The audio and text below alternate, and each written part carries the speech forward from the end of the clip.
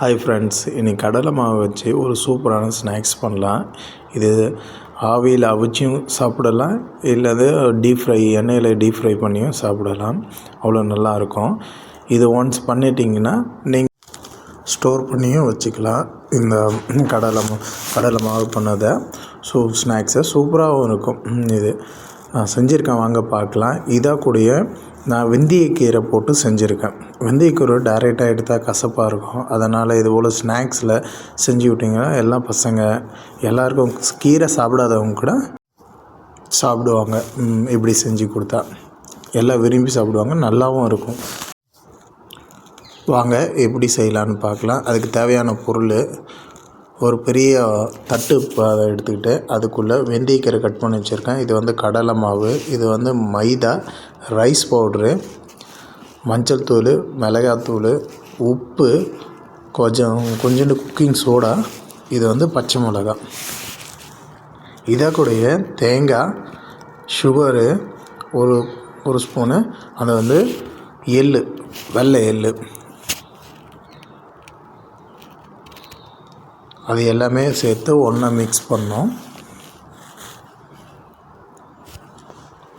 சுடு தண்ணி போட்டு லைட்டான விதவிதன தண்ணி, சுடு தண்ணி வச்சு மாவு நல்லா குத்திக்கங்க. சப்பாத்தி பதத்தில் இருந்தால் போதும். இதை கடலை மாவு போட்டிருக்கனால கையில் கண்டிப்பாக ஒட்டும். இருந்தாலும் நீங்கள் தண்ணியை கொஞ்சம் நல்லா பிசைஞ்சு கொடுத்து மாவை நல்லா மேஷ் பண்ணி பண்ணுங்கள். அப்போ தான் நல்லா அதை எடுத்து நம்ம ஆவியில் அவிக்கும் போது நல்லா எடுத்தால் கையில் உடையாத இருக்கும். அதே போல் நல்லா ஒட்டி வரும். எண்ணெயில் விட்டு ஃப்ரை பண்ணும் போதும் பிரிஞ்சு போகாது. அதனால தான் இது போல் மாவு நல்லா பிசைஞ்சு மாவு நல்லா பிசைஞ்சு கொடுக்கணும். அப்போ தான் நல்லாயிருக்கும். அதே போல் மாவு குத்தும்போது இதில் கொஞ்சம் நெய் விட்டுக்குங்க. ஒரு ஸ்பூன் நெய் விட்டேன் நான். அப்புறம் இதுக்கு இடையில் நான் ஒரு புளிப்பு தன்மைக்காக கொஞ்சோண்டு மேங்கோ பவுட்ரு இருக்குல்ல, தெரியுமா, ட்ரை மேங்கோ பவுடர், அந்த பவுட்ரு சேர்த்துருக்கேன். கொஞ்சம் தித்திப்பாகவும் இருக்கும், கொஞ்சம் கசப்பாகவும் இருக்கும், காரமும் இருக்கும், அண்டு கொஞ்சம் புளிப்பும் இருக்கும். இது எல்லா டேஸ்ட்டும் ஒன்றா சேர்ந்துருக்கும். அதே போல் மாவை நல்லா பிசைஞ்சு கொடுக்கும் போதே கொஞ்சோண்டு இது ஓமமும் இதில் போட்டுக்கிட்டேன், ஜீரணத்துக்காக போட்டுக்கிட்டு நல்லா பிசைஞ்சு எந்த அளவுக்கு நீங்கள் நல்லா பிசைஞ்சு கொடுக்குறீங்களோ அந்த அளவுக்கு மாவு நல்லா சூப்பராகவும் வரும். ஸ்நாக்ஸ் அந்த அளவுக்கு மொறுமொறுன்னு இருக்கும். அதே போல் உதிரி போகாது, உடஞ்சி போகாது. நீங்கள் இதை ஸ்டோர் பண்ணும்போதும் ஒன்றும் ஆகாது, நல்லாயிருக்கும். நீங்கள் எத்தனை வாட்டினா எடுத்து டீப் ஃப்ரை பண்ணிக்கலாம், ஸ்டோர் பண்ணி வச்சுருந்து. இப்போ நல்லா சுத்தமாக நான் மாவு நல்லா பிசைஞ்சு கொடுத்து வச்சுட்டேன். இப்போ பாருங்கள், கரெக்டாக சப்பாத்தி பதத்துக்கு நான் கொடுத்துட்டேன். ஓகேவா? நீங்கள் கண்டிப்பாக கையில் கடலை மாவு ஒட்டிக்கிட்டே தான் இருக்கும். ஏன்னா கடலை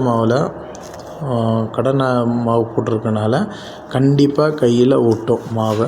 2 பார்ட்டாக பண்ணிவிட்டு மாவை இது போல் அடை மாதிரியே தட்டிட்டு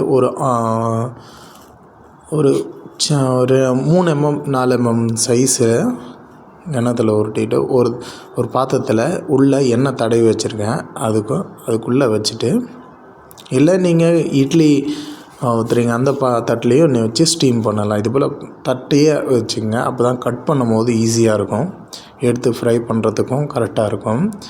இவ்வளோ கரெக்டாக வச்சுட்டு அழுத்தக்கூடாது, அழுத்தினா ஒட்டிக்கும். மெல்லமாக இது பண்ணி கொடுக்கணும். அப்புறம் லாஸ்ட்டாக இது போல் ஷேக் பண்ணிங்கன்னா விட்டுடும், ஒட்டாது. ஒட்டிக்கிட்டு இருந்தாலும் விட்டுடும். இப்போ எடுத்து நம்ம ஸ்டீம் பண்ணலாம். ஒரு பாத்திரத்தில் சுடு தண்ணி வச்சுட்டேன் நான். சுடு தண்ணி வச்சு நல்லா கொதிச்சிட்ருக்கு. அதுக்கப்புறம் இப்போ எடுத்து இதை வச்சு செட் பண்ணலாம். வாங்க, இது ரெடி ஆகிடுச்சா? இங்கே பாருங்கள், சுடு தண்ணி வச்சேன், நல்லா கொதிச்சிட்ருக்கா.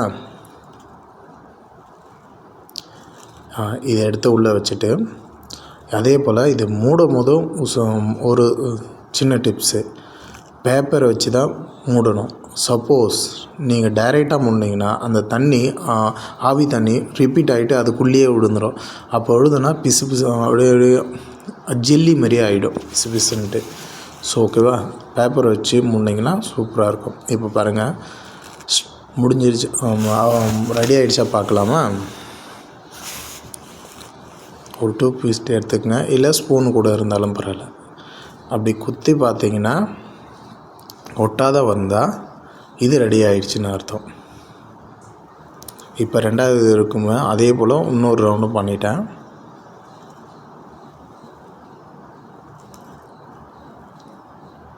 இது வச்சுட்டு மறுபடியும் நான் பேப்பர் வச்சு அதுக்கப்புறம் மூடி போட்டு மூடுவேன். ஏன்னா அதில் எவ்வளோ தண்ணி ஷூட் ஆகணும் அது ஃபுல்லாகவே உள்ளே வந்துடும். இப்போ பேப்பர் வச்சனால தண்ணி போகாது. இப்போ ஃபஸ்ட் ரவுண்டு எடுத்தேன்னா அது பாருங்கள் நீங்களே உடையாது. இது இப்போ நல்லா இருக்கும். இதை இப்போ கட் பண்ணிடலாம் வாங்க. நான் வந்து இது வந்துட்டு எங்கள் பக்கத்து வீட்டில் இருக்கிறவங்களுக்கு கேட்டாங்க, அதனால் இது பாதி செஞ்சுருக்கேன். அவங்களுக்கு குழந்தைங்களுக்காக சைஸ் சின்ன சின்னதாக கேட்டாங்க.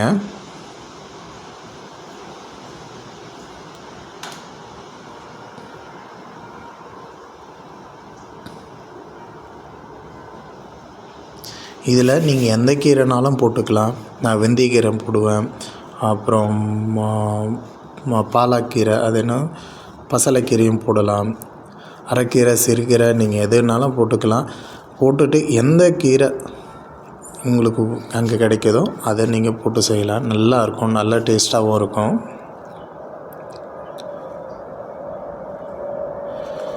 அவங்க கேட்டவங்க அங்கே தான் இருந்தாங்க, சைஸ் சொன்னாங்க, அதனால் அந்த சைஸுக்கே நான் கட் பண்ணி கொடுத்துட்டேன்.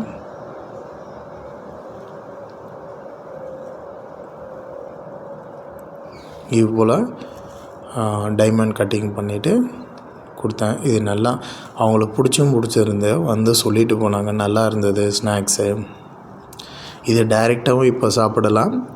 அப்படி இல்லைன்னா இப்போ எடுத்து ஸ்டோர் பண்ணிவிட்டு அடுத்த நாள் டீப் ஃப்ரை பண்ணிவிட்டு எடுத்து சாப்பிட்லாம். சூப்பராக இருக்கும். நான் டீப் ஃப்ரை பண்ணது இந்த வீடியோவில் போடலை. அடுத்த வாட்டி நான் எடுத்து டீப் ஃப்ரை பண்ணும்போது கண்டிப்பாக நான் போடுறேன் இந்த ஸ்நாக்ஸு. அதே போல் இந்த ஸ்நாக்ஸில் கண்டிப்பாக தேங்காய் வந்து நான் டைரெக்டாக வந்து பச்சை தேங்காய் ஆட் பண்ணேன். பச்சை தேங்காய் துருகி அப்படியே யூஸ் பண்ணேன். சரி, தேங்காய் பூ. ஆனால் இதில் இந்த காஞ்ச தேங்காய் இருக்குது தெரியுமா, அந்த ட்ரையாக இருக்கும், வித்தவுட்டு தண்ணி இல்லாத அந்த தேங்காவை நீங்கள் சீவி போட்டிங்கன்னா ஃப்ரை பண்ணும்போது அதோடய ஸ்மெல்லும் நல்லாயிருக்கும். அதே நேரத்தில் அதை நம்ம ஸ்நாக்ஸ் ஃப்ரை பண்ணி சாப்பிடும்போது அது லாஸ்ட்டாக அது வாயில் நிற்கும். அது மெல்ல மெல்ல நல்ல டேஸ்ட்டு, தேங்காயோட டேஸ்ட்டு இன்னும் நல்லாயிருக்கும். இதில் எல்லாமே இருக்கும். ஜீரணத்துக்கு ஓமம் போட்டிருக்கேன், எள். இந்த ஸ்நாக்ஸ் உங்களுக்கு ரெசிபி வேணும்னா கமெண்ட் பண்ணுங்கள், நான் உங்களுக்கு சொல்கிறேன் என்னென்ன ரேஷியோவில் போடணுன்ட்டு.